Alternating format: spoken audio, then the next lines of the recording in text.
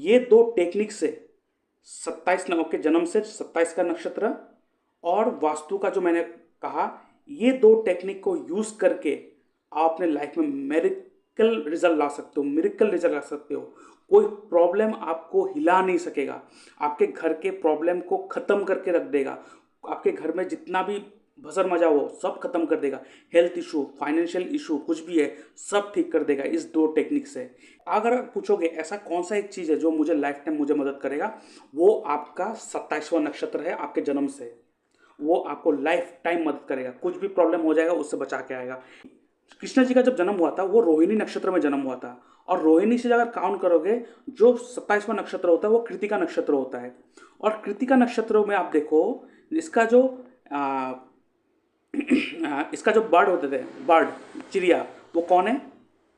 Peacock, मोर। इसलिए वो हमेशा मोर पंख को अपने साथ रखते थे, देखिए अपने। उसके बाद देखिए ये साइन का सिंबल क्या है? Knife, sharp cutting object, penetrating.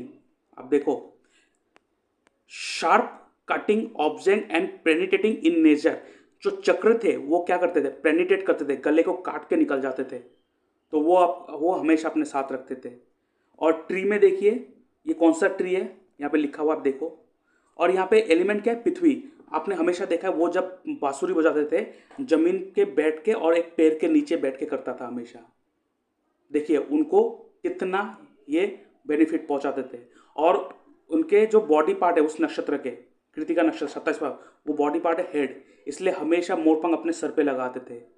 तो देखिए जब भी आप अपने साथ अपने 27वां जो नक्षत्र होगा उसके जो एट्रीब्यूट है, उसको जो चीज़ें हैं, एलिमेंट है, अपने साथ रखोगे, वो आपको बचा के रखेगा, आपको प्रोटेक्ट करेगा, आपको लाइफ में आगे बढ़ाएगा, आपको लाइफ में सक्सेस देगा। देखिए कितना इंपॉर्टेंट चीज़ है।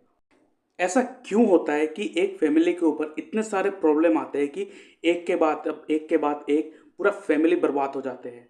फाइनेंशियल इशू, करियर का इशू, हेल्थ का इशू, घर का माहौल बर्बाद, टेंशन, ऐसा भर भर के रहता है। रीज़न क्या है? आज मैं आपको बताने वाला हूँ। ये आज किसी का चार्ट में एनालिसिस नहीं कर रहा हूँ, ये मेरा ही चार्ट है। मैं आप लोगों को बस ये नॉलेज देने के लिए, ताकि आपके लाइफ में कोई प्रॉब्लम ना हो, और प्रॉब्लम आए तो भी आप उसको फेस कर लो हंस हंस के। वो प्रॉब्लम एटलीस्ट आपको बर्बाद ना करे, ये मैं आपको सिखाने वाला हूँ आज, ठीक है। बाकी अगर आप अपना चार्ट एनालाइज करवाना चाहते हो, अपना घर का वास्तु दिखाना चाहते हो, वो करवा सकते हो, लेकिन ये चीज़ आप ध्यान में अच्छे से सुन लीजिए। देखिए हमारे जो एस्ट्रोलॉजी है और वास्तु है, यही दो साइंस है, जो वैदिक साइंस है, जो रियल साइंस है, जो प्योर साइंस है, जो हमारे लाइफ को गवर्न करते हैं। इसके ऊपर कोई कुछ नहीं है। बाकी जितना भी है, न्यूमरोलॉजी बोलिए, चाहे रेकी हीलिंग बोलिए, टैरो कार्ड रीडिंग बोलिए, कुछ भी बोल लीजिए, ये सब as a supporting role play कर सकता है, but they can not be a main stream science. They main stream science नहीं बन सकता ये। जब तक आप अपने घर के वास्तु और एस्ट्रोलॉजी को ठीक नहीं करोगे, आपके लाइफ में प्रॉब्लम होगा। ऐसा क्यों होता है? देखिए अगर आपके कुंडली में राहु, जैसे कि मेरे में भी 5th हाउस में राहु बैठा हुआ है, अगर आपके 5th हाउस में राहु, 10th हाउस में राहु हो, सूर्य राहु का युति हो, और शनि केतु का युति हो 6th हाउस या 5th हाउस में, तो ये आपके कुंडली में पितृदोष लगाते हैं। और ये पितृदोष आपके घर के साउथ वेस्ट डायरेक्शन में खराबी लेके आते हैं। और ये साउथ वेस्ट डायरेक्शन में जब भी खराबी आएगा वास्तु के हिसाब से, आपका घर बर्बाद हो जाएगा। साउथ वेस्ट डायरेक्शन में अगर आप घर बनाने के टाइम में, अगर साउथ वेस्ट डायरेक्शन में अगर वहाँ पे कोई दोष आ जाए, जैसे कि आपके अगर कुंडली में है पितृदोष, तो वो आएगा, तो इसका मतलब राहु खराब हो जाएगा, उस घर में पितृदोष लग जाएगा। तो सबसे पहले उस घर का इलेक्ट्रॉनिक्स, उसके घर का वायरिंग, बल्ब, ये सब खराब होने लग जाएगा। दूसरा, उसके घर में सबसे बड़े जो बुजुर्ग होगा, सबसे एज में बड़ा होगा, उसका डेथ होगा। उसके बाद उस घर में जब पितृदोष लगता है, उस घर में जो जेंट्स होते हैं वो धीरे धीरे धीरे उसका संख्या कम हो जाता है, या तो जो जेंट्स रहते हैं उसके लाइफ में प्रॉब्लम रहते ही रहते हैं, मैरिड लाइफ बर्बाद, सब बर्बाद रहते हैं। तो इसके लिए आपको क्या करना होता है? इसके लिए आपको अपने घर का वास्तु को ठीक करवाना होता है। दूसरा, ऐसा क्या करें अपने कुंडली के हिसाब से कि लाइफ में कुछ भी आ जाए उसको आप हंस के फेस कर सको। ये दो चीज़ मैं आपको दिखाने वाला हूँ। सॉरी। सबसे पहले मैं आपको वास्तु के हिसाब से बताऊं, अगर आपके घर में वास्तु दोष होगा साउथ वेस्ट डायरेक्शन में, तो आपके घर में ऐसे प्रॉब्लम आएंगे जो प्रॉब्लम खत्म नहीं होगा, उस घर में रहने को मन नहीं करेगा। ठीक है, घर में रहने को मन नहीं करेगा। अगर आपके घर के साउथ ईस्ट डायरेक्शन में प्रॉब्लम आ जाएगा, जिसे कहते हैं फायर एलिमेंट, फायर जोन, वो पैसे को गवर्न करते हैं, फ्लो ऑफ मनी को गवर्न करते हैं, मनी आपके घर में फ्लो होना बंद हो जाएगा। अगर साउथ वेस्ट डायरेक्शन में सॉरी अगर साउथ वेस्ट डायरेक्शन में आपके घर में कोई सेप्टिक टैंक आ गया, उसमें अगर एंट्री गेट आ गया, एंट्री गेट मतलब एंट्री करने वाला गेट आ गया, अगर वहाँ पे किचन आ गया, अगर वहाँ पे टॉयलेट आ गया, तो ख़त्म काम। बहुत बड़ा वास्तु दोष हो जाएगा, उससे हटाना है आपको। साउथ वेस्ट डायरेक्शन में अगर कोई खराबी, ये खराब बर्बाद करके रख देगा आपको।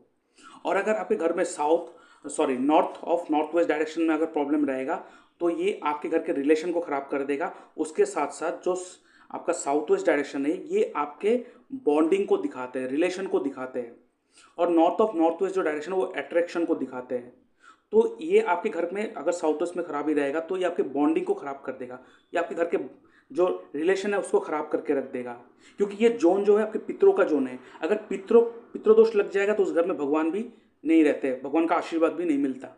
तो इसलिए मैं आपको कहूँगा, आपके घर के जो वास्तु है उसे ज़रूर ठीक करवाइए, वो बहुत ज़रूरी है। हम प्रॉब्लम में रहते हैं लेकिन वास्तु को ठीक नहीं करवाते। जब तक वास्तु को ठीक नहीं कराएंगे तो एस्ट्रोलॉजी का भी जो परिणाम है उसको 100% आप नहीं प्राप्त कर पाओगे। तो इसके साथ मैं अपने व्यूअर्स को कहना चाहता हूँ, अगर आप अपने घर का वास्तु, आपके कॉमर्शियल बिल्डिंग या कॉमर्शियल प्लेस का vastu, industrial vastu, plot selection, ये सब अगर अपना सही रखना चाहते हो, तो आप मुझसे कांटेक्ट कर सकते हो। मेरे इस व्हाट्सएप नंबर पे आप अपने मैसेज भेज सकते हो, अपने प्लॉट का जो नक्शा है उसे मुझे भेज सकते हो, और आपका जो लोकेशन है उसे मुझे भेज सकते हो। उससे मैं आपका जो वास्तु है वो करके दूंगा। ठीक है, जिसके लिए मेरा फीस है 15,000 ऑनवर्ड्स। वो चेंजेस होगा, वेरी होगा, वो डिपेंड करेगा प्लॉट और कॉमर्शियल प्लेस के हिसाब से चेंजेस होगा। ठीक है, तो मिनिमम जो मेरा फीस स्टार्ट होता है दैट इज़ 15,000। और इसके साथ साथ मैं अपने व्यूअर्स को बताना चाहता हूँ, अगर आप अपना बर्थ चार्ट एनालाइज करवाना चाहते हो, आप अगर चाहते हो कि आपका जो प्रॉब्लम वो मैं सॉल्व करूँ, तो आप मेरे इस व्हाट्सएप नंबर पे आप अपना date of birth, time of birth, place of birth, आपका नेम, जेंडर, आपका सवाल लिख के भेज सकते हो। उस सवाल के ऊपर मैं एक डिटेल वीडियो बना के यूट्यूब में अपलोड कर दूंगा और उसका लिंक आपके साथ शेयर कर दूंगा, जिसके लिए मैं चार्ज करता हूँ 250 रुपीज़ ओनली पर चार्ट। आप 250 रुपीज़ मेरे इस यूपीआई नंबर पेमेंट करोगे या मेरे इस बैंक डिटेल में पेमेंट करोगे, उसका स्क्रीनशॉट भेजोगे, उसके बाद एक हफ्ते के अंदर आपको एनालिसिस मिल जाएगा। लेकिन आपको जो प्रॉब्लम है, आपको जो डाउट आपको लगता है, वो मुझसे बात करके सॉल्व हो सकता है। आपको मुझसे बात करना है तो आप क्या कर सकते हो, एक फ़ोन कॉल अपॉइंटमेंट बुक कर सकते हो, जिसके लिए मैं चार्ज करता हूँ 500 रुपीज़ ओनली। आप मुझसे बात करना चाहते हो तो 500 रुपीज़ आपको पे करना पड़ेगा। मेरे इस यूपीआई नंबर पेमेंट करोगे या मेरे बैंक डिटेल में पेमेंट करोगे, उसका स्क्रीनशॉट भेजोगे, उसके बाद मैं आपको एक डेट एंड टाइम दे दूंगा, उस दौरान मैं आपसे बात करूंगा। ठीक है, और इसके साथ साथ अगर आपको ऐसा लगता है कि आपको फुल सपोर्ट चाहिए मुझसे, और full support means in the sense आपको यहाँ पे अष्टक वर्क का भी सपोर्ट मिलेगा, हिट थ्योरी जो नेगेटिव हिट पॉजिटिव हिट हमारे कुंडली में पड़ते हैं उसका भी सपोर्ट मिलेगा, उसके साथ एस्ट्रो वास्तु का भी सपोर्ट मिलेगा, साइकोलॉजिकल सपोर्ट मिलेगा, उसके बाद मेरा जो नक्षत्र त्रिपाप चार्ट है उस हिसाब से प्रेडिक्शन और सपोर्ट, फुल टू सपोर्ट मिलेगा। और यहाँ पे ना कि आप सिर्फ आपका ही चार्ट एनालिसिस होगा, यहाँ पे आपके फैमिली मेंबर का भी चार्ट एनालिसिस होगा, और आपके घर का वास्तु के साथ साथ आपके कुंडली के हिसाब से जो एस्ट्रो वास्तु बनता है, आपका पर्सनल वास्तु बनता है, उसका भी सपोर्ट मिलेगा। तो ये है ना बहुत अच्छा ऑफर। तो इसके लिए आपको क्या करना पड़ेगा, आपको एक प्राइम मेंबरशिप लेना पड़ेगा 1 साल के लिए। पूरा 1 साल के लिए वो सपोर्ट आपको मिलने वाला है। सोचिए, जो एक बार के लिए जो लोग चार्ज करते हैं वो मैं आपको 1 साल के लिए दे रहा हूँ ओनली 25,300 रुपीज़। आप मेरे इस यूपीआई नंबर पेमेंट करोगे या मैं इस बैंक डिटेल में पेमेंट करोगे, उसका स्क्रीनशॉट भेजोगे, उसके बाद आपको मैं प्रीमियम ग्रुप में ऐड कर दूंगा। उसके बाद आपको 1 साल के लिए फुल सपोर्ट मिलेगा। आप कभी भी मुझसे बात कर सकते हो, फ़ोन कॉल में बात कर सकते हो, कभी भी प्रॉब्लम कोई डिस्टर्ब हो रहा है उसका उपाय आप ले सकते हो मुझसे। पूरा 1 साल के लिए मुझसे सपोर्ट मिलते रहेगा। लेकिन सैटरडे और संडे क्लोज रहता है, उस दिन मैं अपना ऑफिस बंद रखता हूँ।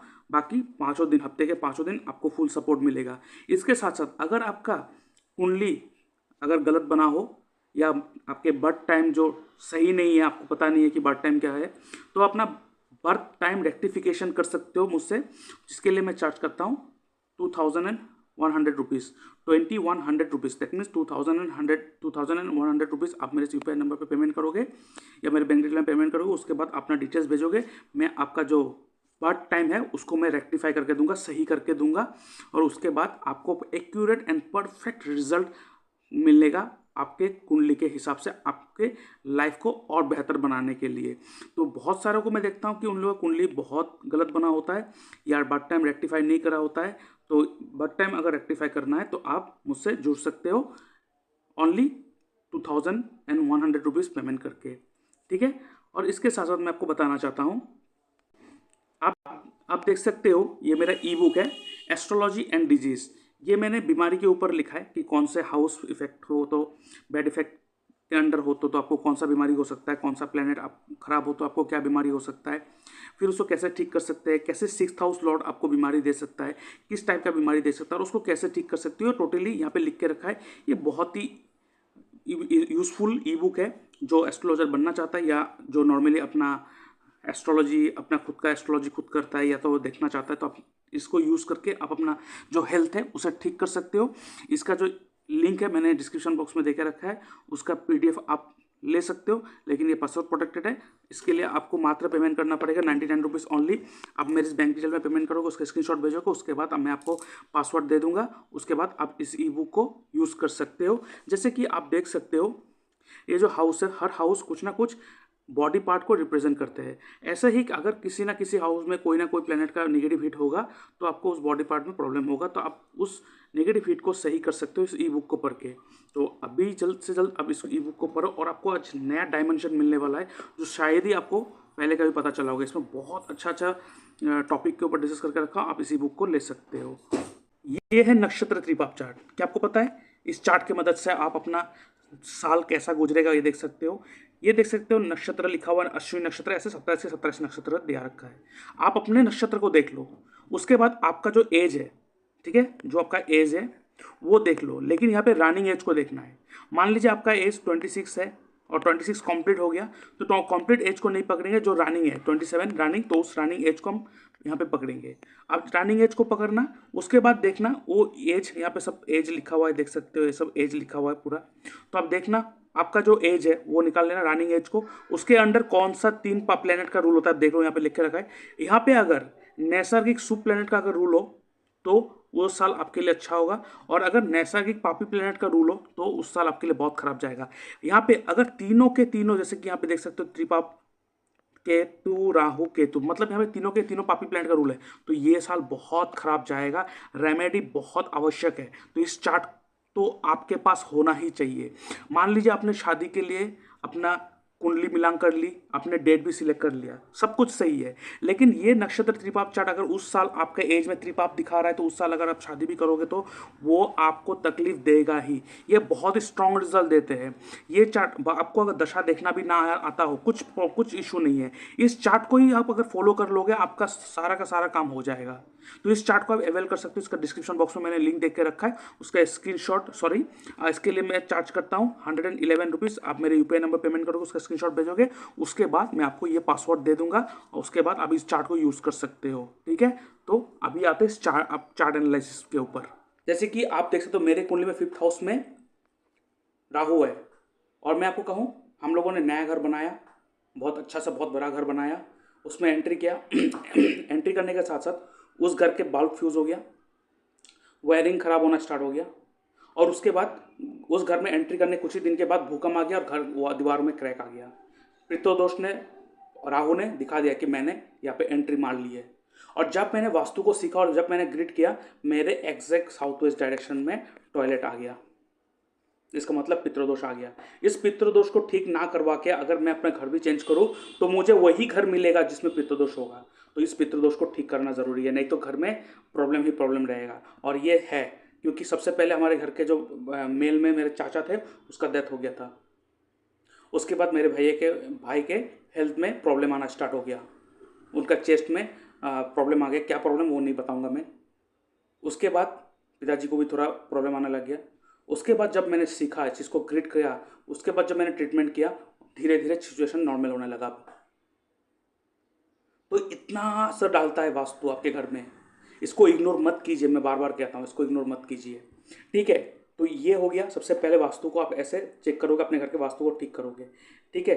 और उसके साथ साथ जो मैं दूसरा आपको कहने वाला था आज, जिसे आप हमेशा अपने साथ रखोगे, अपने अपने चीज़ों को यूज़ करोगे, तो ये आपको हमेशा आपको फ़ायदा पहुंचाएगा, ये आपको हमेशा सपोर्ट करेगा। ऐसा क्या चीज़ है जो आपको हमेशा कुछ भी प्रॉब्लम आ जाएगा, उस प्रॉब्लम को फेस करने में आपको मदद करेगा। ये आपको कैसे देखना है? ये देखना है आपको, सबसे पहले आपको देखना है कि आपका जन्म नक्षत्र क्या है। जैसे कि मेरा आप देख लो आद्रा नक्षत्र है, आप देख लो आपका जन्म नक्षत्र क्या है। और वो कैसे निकालोगे? आप जब कहीं पर भी अपने ऐप को यूज़ करके अपना date of birth, time of birth सब डालोगे।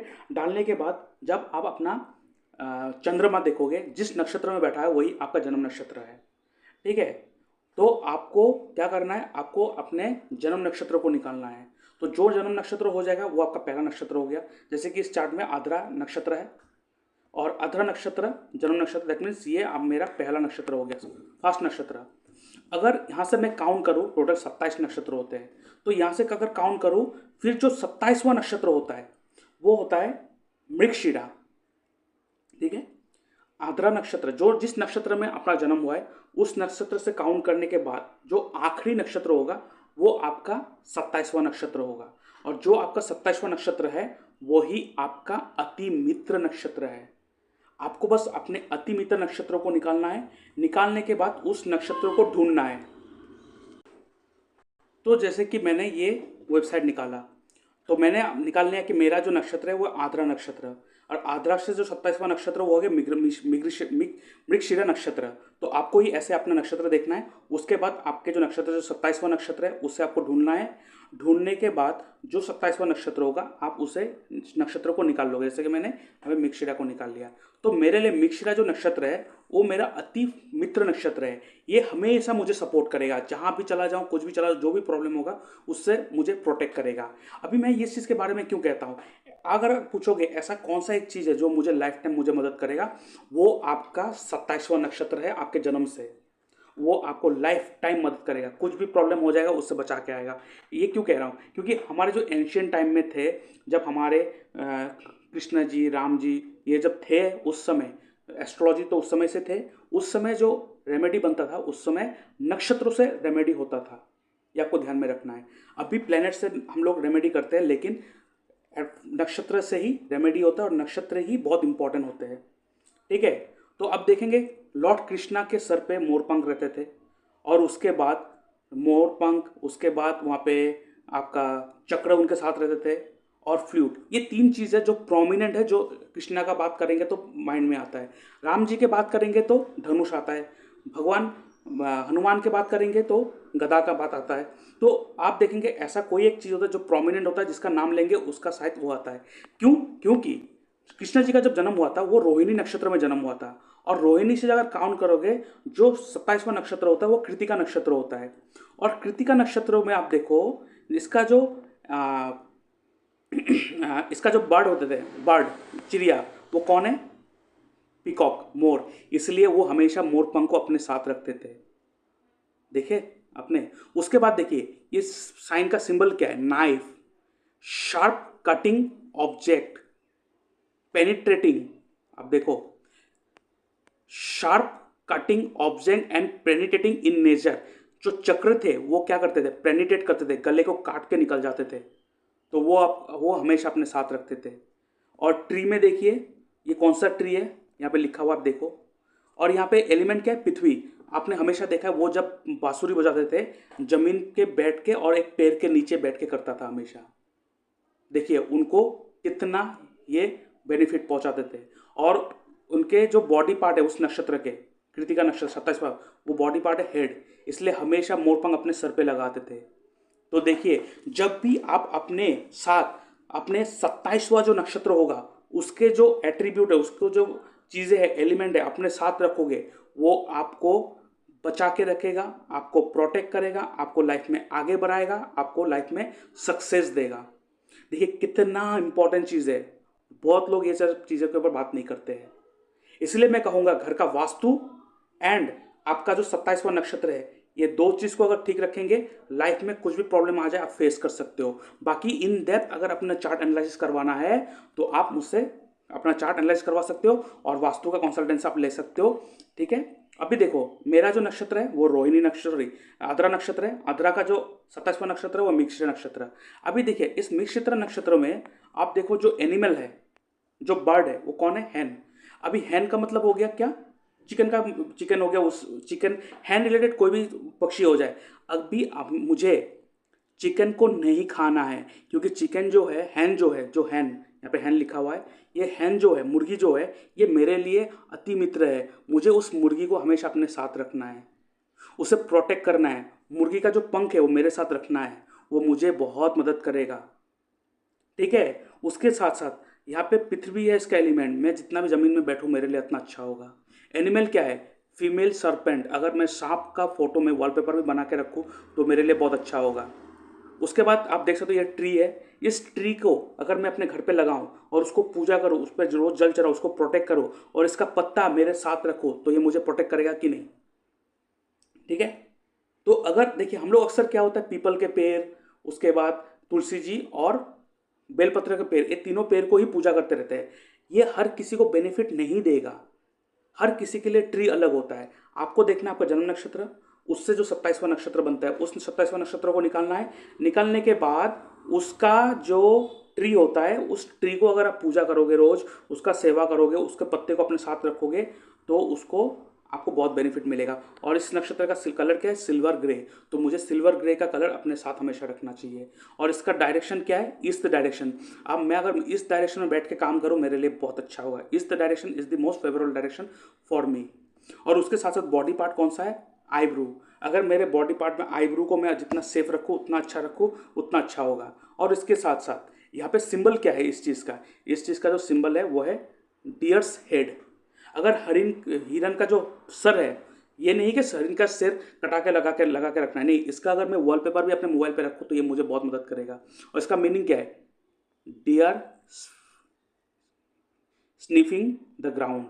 जो हिरन है, ग्राउंड को स्निफ कर रहा है, मतलब वो खोद रहा है, कर रहा है। ऐसे अगर फोटो भी मैं अपने वॉलपेपर में रखूँ तो ये मुझे बहुत बेनिफिट करेगा। तो ये 27वां नक्षत्र इज ए मैजिकल नक्षत्र, जिसे आपको हमेशा यूज़ करना चाहिए।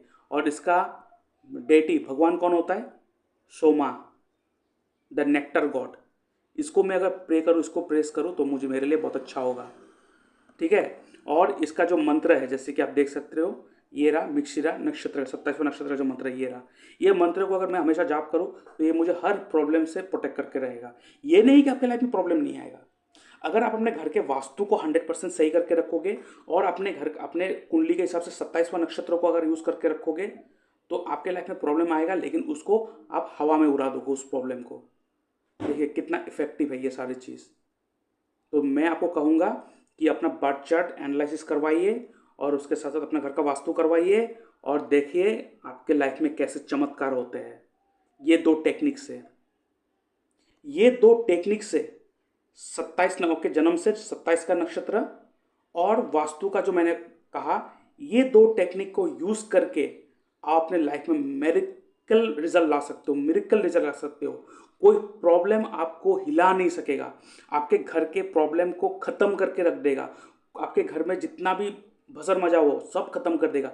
हेल्थ इशू, फाइनेंशियल इशू, कुछ भी है, सब ठीक कर देगा इस दो टेक्निक से। इसलिए मैं कहूँगा इस वीडियो को आप फिर से देखिए, ठीक है, और अपने वास्तु और एस्ट्रोलॉजिकल एनालिसिस करवाइए। ठीक है। और क्या करना है, कैसे नहीं करना, वो तो मैं डिटेल्स में बता दिया आपको। इसको करवाइए और मैजिक देखिए। अभी के लिए इतना ही। थैंक यू, बाय बाय, जय श्री कृष्णा।